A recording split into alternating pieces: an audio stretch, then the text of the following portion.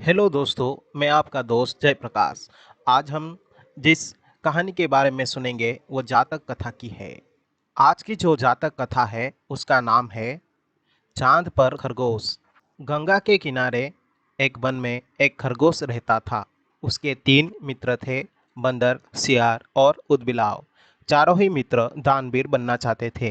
एक दिन बातचीत के क्रम में उन्होंने उपोषद के दिन परम दान का निर्णय लिया, क्योंकि उस दिन के दान का संपूर्ण फल प्राप्त होता है, ऐसी बौद्धों की अवधारणा रही है।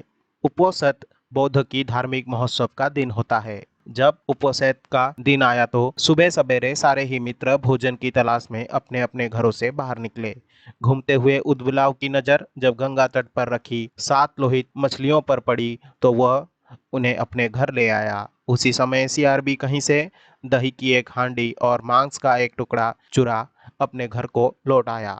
उछलता कूदता बंदर भी किसी बाग से पके आम का गुच्छा तोड़ अपने घर ले आया। तीनों मित्रों ने उन्हीं वस्तुओं को दान में देने का संकल्प लिया। किंतु उनका चौथा मित्र खरगोश तो कोई साधारण प्राणी नहीं था। उसने सोचा, यदि वो अपने भोजन अर्थात घास पात का दान जो करे तो दान पाने वाले को शायद ही कुछ लाभ होगा।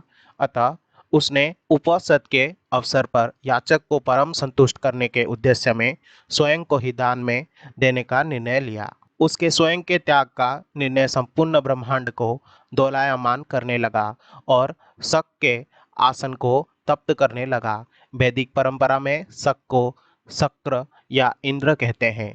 शक ने जब इस अति अलौकिक घटना का कारण जाना तो सन्यासी के रूप में वह उन चारों मित्रों की दान परायणता की परीक्षा लेने स्वयं ही उनके घरों पर पहुंचे। उदबिलाव, सियार और बंदर ने शक को अपने अपने घरों में क्रमशः मछलियां, मांस और दही एवं पके आम के गुच्छे दान में देना चाहा, किंतु शक ने उनके द्वारा दी गई दान को वस्तुओं को ग्रहण नहीं किया। फिर वो खरगोश के पास पहुंचे और दान की याचना की। खरगोश ने दान के उपयुक्त अवसर को जान याचक को अपनी संपूर्ण शरीर के मांस को अंगाठी में सेक कर देने का प्रस्ताव रखा। जब अंगाठी जलाई गई तो उसने 3 बार अपने रोमों को झटका, ताकि उसके रोमों में बसे छोटे जीव आग में ना जल जाएं। फिर वो बड़ी शालीनता के साथ जलती आग में कूद पड़ा। शक उसकी दानवीरता पर स्तब्ध हो उठे। चिरकाल तक उसने ऐसी दानवीरता ना देखी थी और ना ही सुनी थी। हाँ, आश्चर्य! आग ने खरगोश को नहीं जलाया, क्योंकि वो आग जादुई थी। शक के द्वारा किए गए परीक्षण का एक माया जाल था।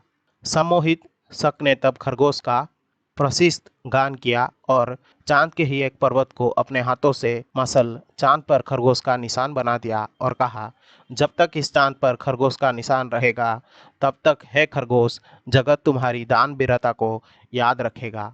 कृपया लाइक करें और मेरे चैनल की सदस्यता लें और वीडियो अपडेट प्राप्त करने के लिए घंटी आइकन पर क्लिक करें।